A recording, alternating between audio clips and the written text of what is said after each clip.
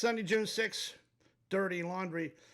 Got a couple news stories I'm not liking very good at all. Dirty laundry, and I'm going to get right into it as soon as I talk about 66 Bravo Kilo. Yes, I had to take that video down, but I did get a word back from YouTube, and I'm going to read it to you here, right here off the screen. Took a lot of negotiation, but this is the final email that came back from YouTube, and it says, we received the complaint and have determined that the content is accepted from removal based on our privacy guidelines, which can be found at the content does not violate our policies and will remain on the site. We thank you for using YouTube.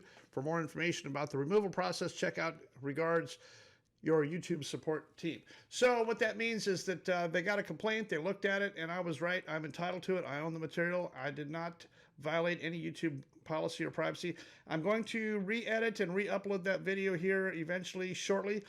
So hang tight, that is coming, but that's what caused the problem there. I have not heard a word from Patrick Stites. I have offered very kindly to accept his explanation of where did the money go.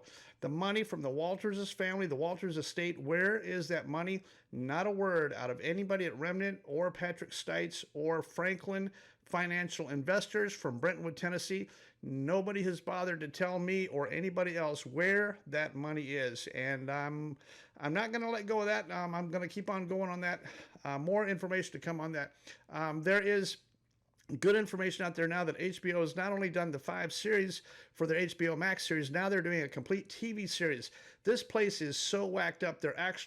It's deserving of a TV series, which they're going to start this fall, start shooting for the TV series featuring all these whack job nutcases up there. It is unbelievable. The whole thing is totally unbelievable. But you'll start seeing some of that stuff eventually on HBO. I think it's going to make a fantastic mini-series. You could not have written a script any more whacked up than what Remnant Fellowship Church and the cult of that church and those people are. It's unbelievable. I got back from Arkansas, went out to Walmart and flew the Red Bull demo for Arkansas. Red Bull called me, wanted me to come out and fly a demo, a 2-day back-to-back special demo for the Walmart shareholders meeting, which occurs every summer. So I went out there. I took Dylan with me. We went out there. We flew 2 days. And guess who was there? Supposed to be both Luke and Andy. At the last second, Luke had to do something else, but Andy Farrington showed up, and I got to drop Andy Farrington out of my airplane 2 days in a row out there. Got to know Andy. This first time I've ever met him and hang around him, but great guy. The Red Bull team, the Red Bull thing was totally flawless. Those guys are so good. Paperwork's good. Briefing's good. Everything was good. Andy and those guys are so good. Each one of those guys has like 25,000 jumps. So I really had a great time. And I want you to know, I have waffled on this, but I got to talk to Andy. And just between you and me, off the record, I'm back on the other side of the fence here. Now that I know the full inside story, which I cannot talk about and will not talk about right now, I eventually would like to talk about it if I can get permission from them. I'm back 100% on their side. I fully believe they didn't do anything wrong. Now, if you want to discount the fact, yes, they trashed a perfectly good airplane. Okay, if you erase that off the table, they could afford it. Red Bull paid for it. They trashed an airplane. No, that's not good, but they wasted an airplane, and that's all for movie or PR or media. They wasted an airplane. Okay, so what? Nobody got hurt. The rest of it, is it legal? Was it legal to do what they did? I formally have switched my mind a couple times on this. Now that I know the rest of the story, I'm back 100% solid in their camp. Yes, it was perfectly legal, and they did take all the precautions. I'm not going to give you any of the information that I got, but spending a little bit of time with Andy was an absolute eye-opener, and I kind of suspected that that's what the deal was going to be, but hearing it directly from Andy and all the backstory, what really happened and the whole situation there, really sealed the deal for me. I support those guys 100%. Maybe it's not for you, but what they did was nothing less than spectacular, and it's a totally different deal than the Trevor Jacob thing. These guys put the effort into planning, safety, everything that they could have possibly done. They did it, and it was for media. Granted, it was for views, but that's what our world operates on these days. They did it the right way. They absolutely did it the right way. I look forward to the day when I can talk about it and tell you what the theory is on that and why I feel pretty strongly about that. The demo went real good. Here's a clip of taxiing out. Check this out. This is Andy sitting in the seat as we take off, getting ready to do one of the demos.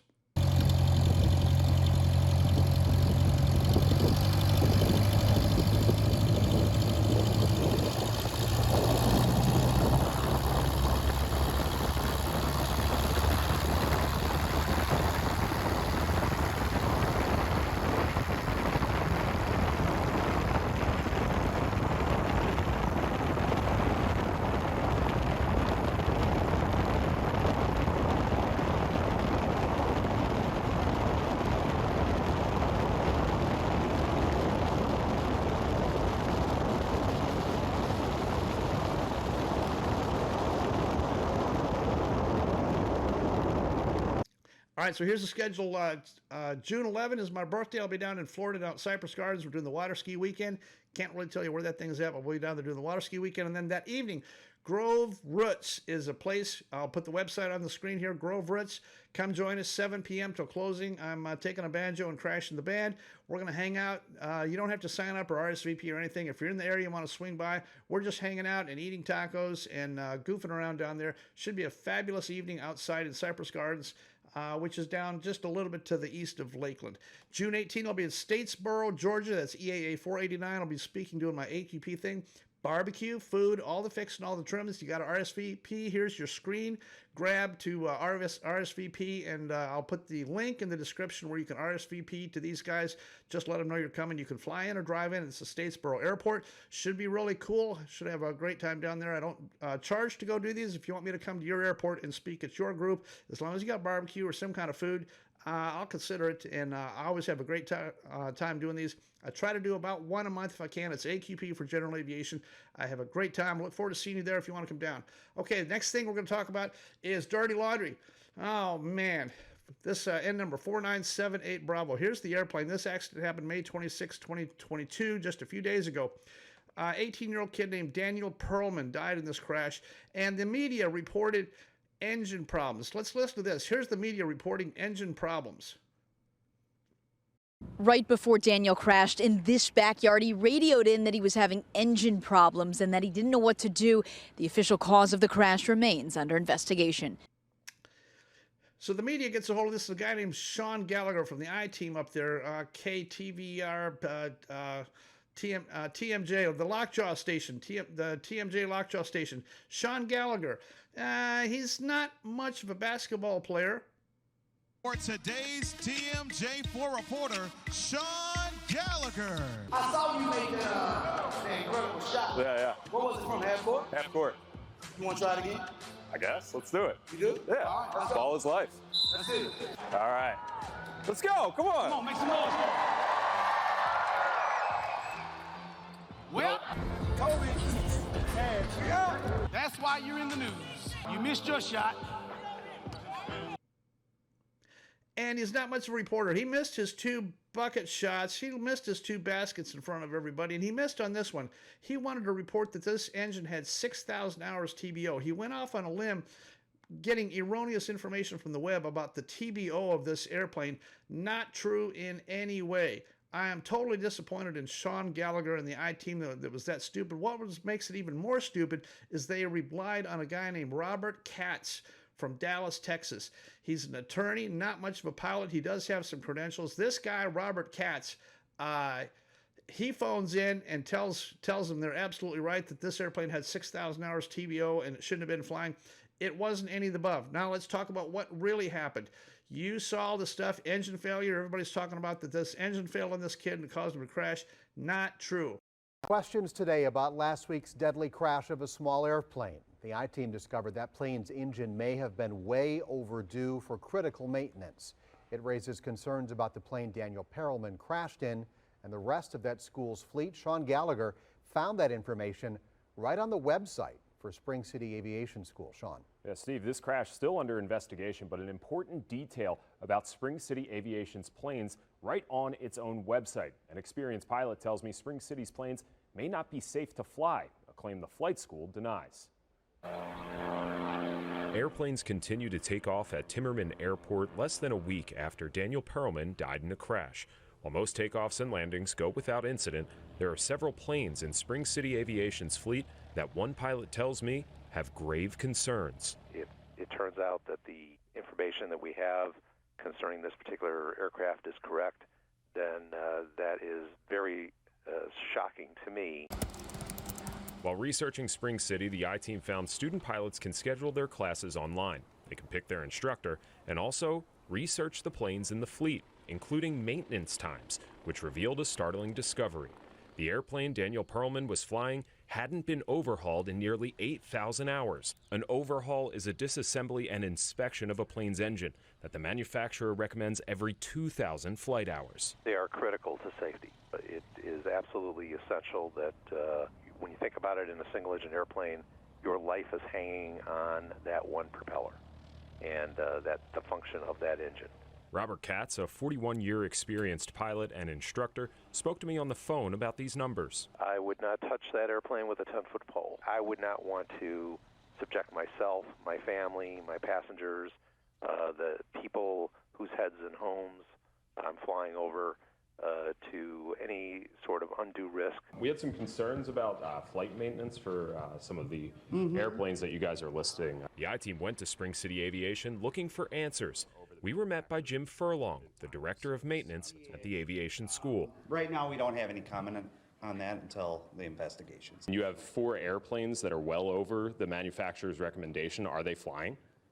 We don't have any comment on that right now. I mean, sorry about that. there are people around here, though, that are probably concerned if these airplanes are up in the air above their home, and are these accurate numbers? Sure, I'd have to look at the numbers myself again, but we don't have any comment on that right now.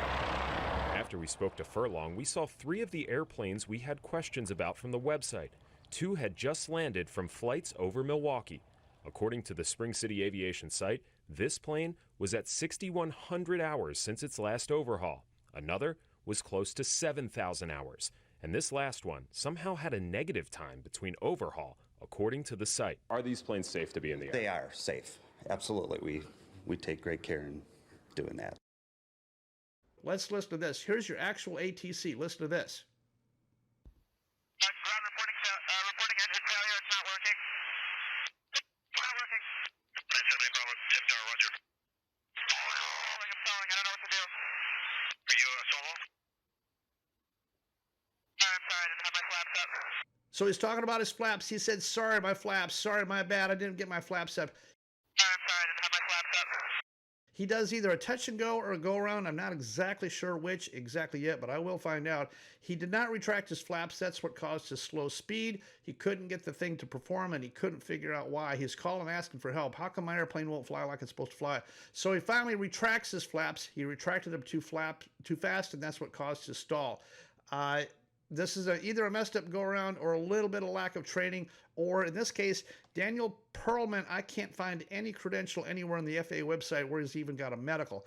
I'm not sure how this happened. Maybe somebody can tell me what the deal is here. I don't find a medical, a pilot's license. I don't find a shred of information on Daniel Perlman in the FAA database anywhere. And he's been flying quite a while, so I don't know how that happened or how that relates to the story. Now let's go to Memphis, November 162 Kilo Golf. It's a Cessna 162, a Skycatcher. Flight instructor dies. Dave VFR, they think that he had a medical problem because he checked in with approach control, says he's got a problem, wants vectors to the nearest airport or something like that. Meanwhile, this guy, Malcolm J. King, has been in the area, flying around there for 25 or 30 years. He knows this area. He owns the FBO and the flight school right there at DeWitt, Spain. So he knows the area pretty good. Shouldn't have needed any help finding an airport, but he checks in with ATC, calls approach, and confesses. Now, the flight path prior to this, he goes out and flies for about 45 minutes. There are some very peculiar-looking practice runs here. Here's the backstory on this. The news gives the information that his fiancée is all upset about this, and best wishes to the fiancée. Here's that. We're learning more tonight about a Mid-South pilot killed in a plane crash early this morning as his fiancée shares her grief. Well, let's look at who the fiancée is. The fiancée used to be Jay King's foster son. That's right. This was a boy not that long ago, and Jay raised him as a foster child. When he became of age, Jay paid to have a sex change accomplished, changed the name, and now Jay wants to marry her. Now, Jay's got a lot of problems going on. Legal, financial, insurance, FAA.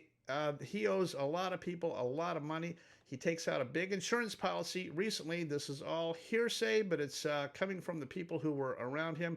A very large insurance policy that has nothing to do with flying in airplanes unless it's intentional.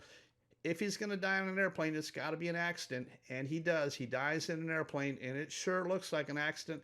Me personally, I'm not buying it. This flight path is driving it straight into the ground. This is not a stall spin.